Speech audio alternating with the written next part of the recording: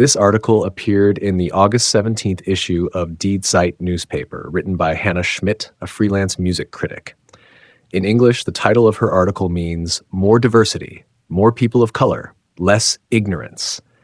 She addresses her concern about racism and discrimination at one of Germany's notable music competitions.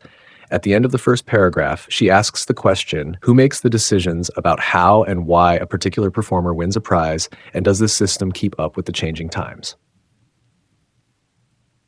In the third column, she writes, the judges award prizes for performance qualities like technical brilliance, the quality of the sound, and sensitivity for the intentions of the music.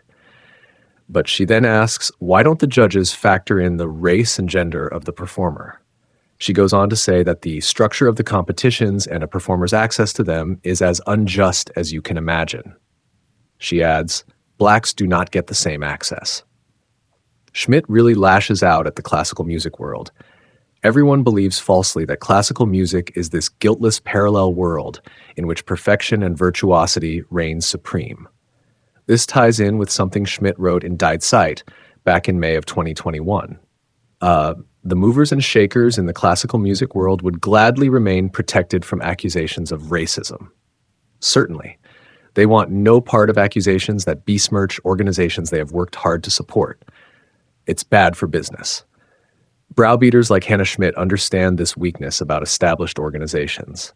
Accusations work like heavy metal poisoning, and every organization with even moderate success has grown accustomed to accusations of racism and discrimination. Schmidt issues her accusations in scattershot style.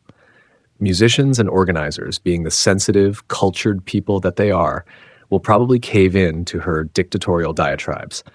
The hectoring, superior tone of Schmidt's writing impressed me, since she is only a music critic, not a music professor or leader of a musical organization.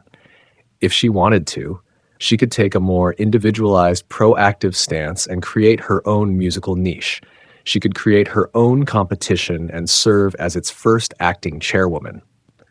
I suspect she lacks the courage and initiative to take such risks, having responsibility for it or taking flack for its mistakes. So much easier to prey on someone else's hard-working organization. She wants to dictate terms to existing organizations and competitions by browbeating them into submission. Some people need to moralize in order to feel powerful, or just to stay on par with their contemporaries. They climb a power pedestal and gain leverage over others that they should not have.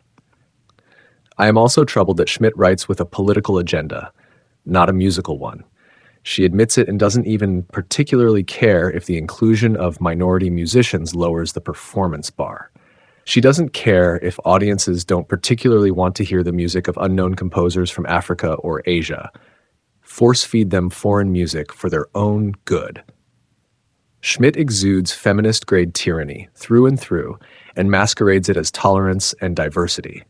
I don't know about Germans, but Americans have also had to deal with dictatorial moralizers browbeating us into submission.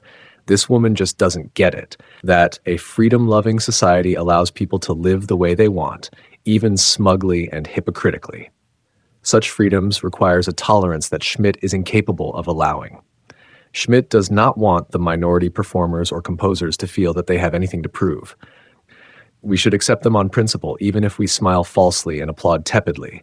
Just getting her way suits her fine. This whole thing is about her power trip.